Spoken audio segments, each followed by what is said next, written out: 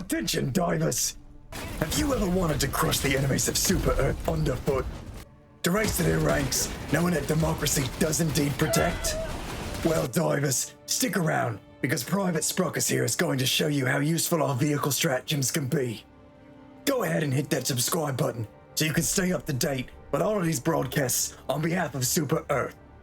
Super Earth currently provides us with 3 vehicle stratagem options, which are 2 piloted exosuits and 1 off-road buggy. These vehicles all have their own niche and often go unappreciated by many fellow divers. Realizing the many benefits that these vehicles can provide will hopefully encourage you to bring them into the field more often and work with your fellow divers who choose to bring them as well. Now listen up, divers, because we got a few vehicle safety rules to go over. Rule number 1. All gas and no brakes rarely applies when using the vehicles that Super Earth has provided us. We already have access to a missile of liberation. We don't need your FRV to be another one. Rule number 2. Keep an eye out for your allies at all times as to not run over or step on them. Chances are, they won't survive being crushed. Rule number 3. Don't be surprised to see your squad actor reluctant to enter your FRV or be around your mech. We've all seen how things can go when an inexperienced driver at the controls. No one wants to end up pinned under a poorly driven FRV. Rule number 4. Just because our vehicles are more durable than a Helldiver, they are still not intended to receive sustained fire. Taking cover and staying mobile is just as effective to stay alive as when you are on foot. We Helldivers currently have access to 2 exosuits, the EXO-45 Patriot and the EXO-49 Emancipator. Commonly referred to as mechs by Helldivers, they're similar in ability but differ regarding their equipped arsenal. I'll get to the differences, but let's address the general benefits of our mechs first. Due to the enhanced armor of our mech's chassis, they have the ability to pretty much ignore smaller enemies, so long as you keep moving. Don't let yourself get surrounded regardless, but you can typically save your ammunition for targets that are actually worth shooting at. While piloting a mech, you'll find yourself immune to many environmental hazards, such as the recent experience of fire tornadoes on Hellmire. The mechs are also immune to falling and impact damage, so feel free to drop down whatever ledges you need to. Even when your mech runs out of ammo, it's still a formidable force. Moving faster than a Helldiver without consuming stamina, being able to stride heroically through enemy cannon fodder, and being able to stalk the stagger and kill some of the medium-sized enemies are certainly all reasons to keep a mech around until its engines stop running. 2 backpacks to note while using a mech are the SH-32 Shield Generator backpack and the B-100 Portable Hell Bomb. The shield generator will still project its shield while inside a mech, allowing an additional buffer to take a few hits instead of the torso itself. This shield will only slightly cover the front of your mech, and shots from other directions will still hit. The Portable Hell Bomb gives no immediate benefit to the mech itself, but if something is strong enough to take your mech down, well, you'll make sure that whatever it is gets taken down with you. You still have to arm the Hell Bomb yourself immediately after being ejected from or exiting the mech. And if you don't make it away in time, know that we'll remember your sacrifice, Helldiver. Know that when the Democracy Space Station is in orbit around the planet, Exosuit stratagem cooldowns are reduced by 35%, giving you more reason to take one along. You don't need to dispense justice single-handedly. You still have a squad that has weapons that can be resupplied, unlike your mechs.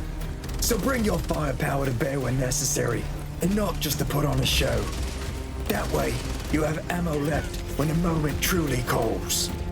Your mech is not a turret and doesn't have to be stationary.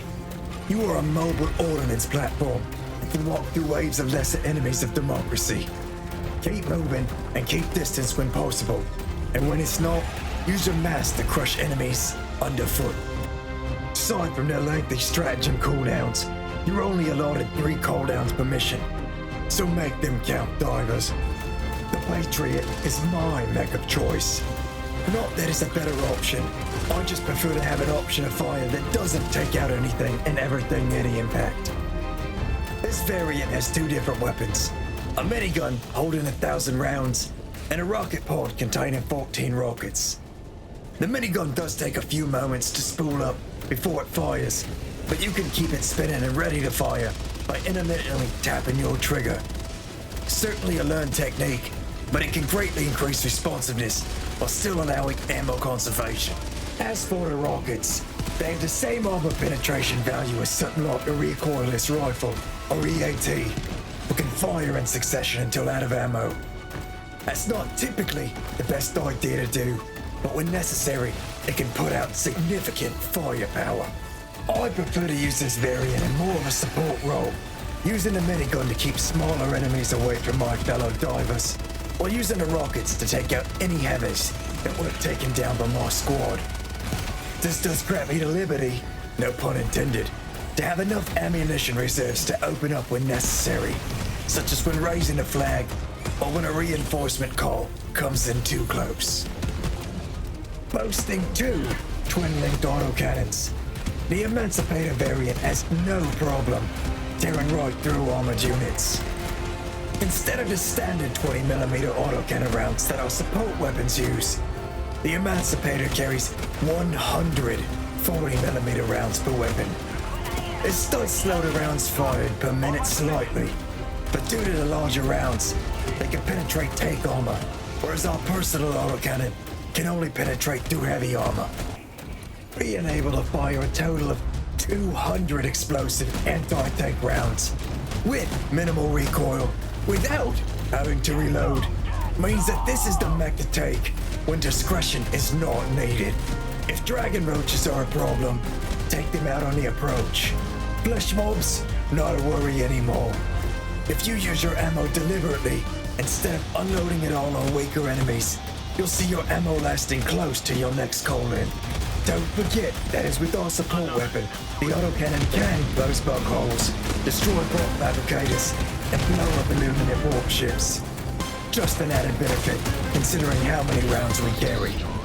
Few things can beat the feeling of the wind in your hair as you speed across the battlefield in your M-102 Fast Reconnaissance Vehicle. What are you looking at me like that for? You don't take your helmet off down there? But anyway, outfitted with a semi-manual transmission, the FRV is a high-speed, lightly armored transport. Its purpose is to get you from point A to point B as quickly as possible. But how safely you get there is up to you. The FRV sports 4 seats, 1 driver and 3 passenger, and a mounted heavy machine gun that carries 2 more magazines than a support stratagem weapon. Since I don't typically drive toward large threats, I have passengers aim forward and to the sides, while my gunner aims behind the vehicle to dispense freedom as we drive away. This also has a benefit of minimizing friendly fire incidents on other passengers who may be shooting from one of the doors. On that note, any passengers may fire or reload their weapons. You just have to hang out of the vehicle first to do so. Additionally, in that aiming position, you can call in stratagems, allowing your passengers to do so without needing to exit the vehicle.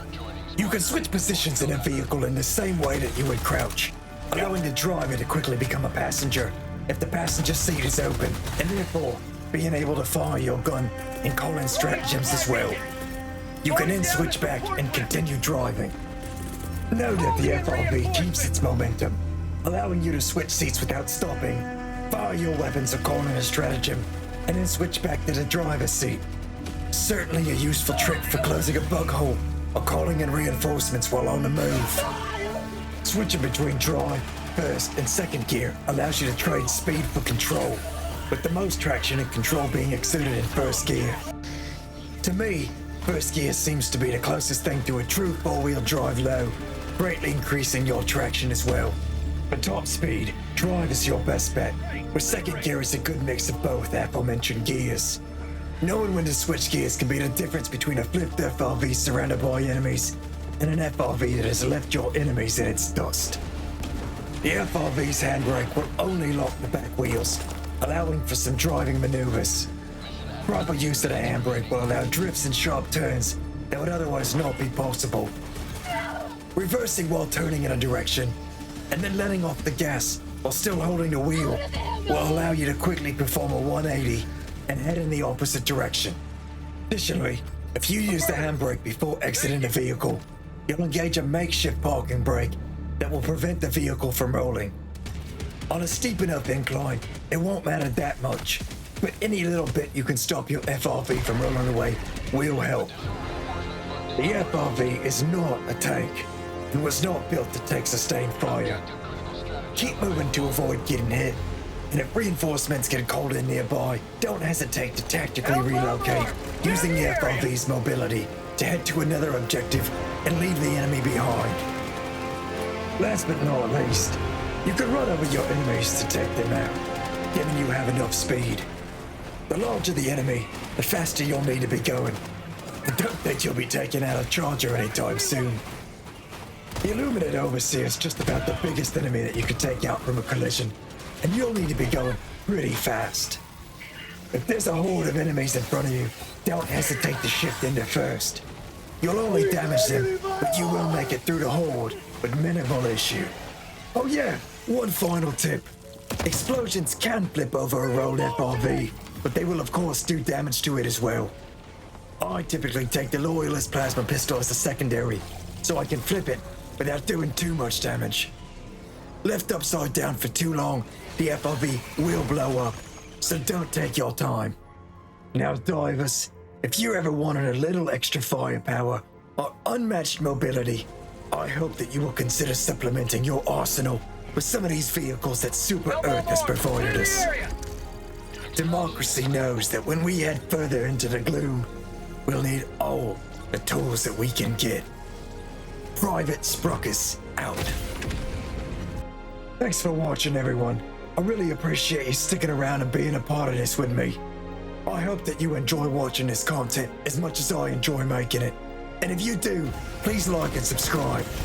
If you have any thoughts or tips of your own about the vehicles that we currently have available, please share below in the comments. I know there's still plenty more for all of us to learn.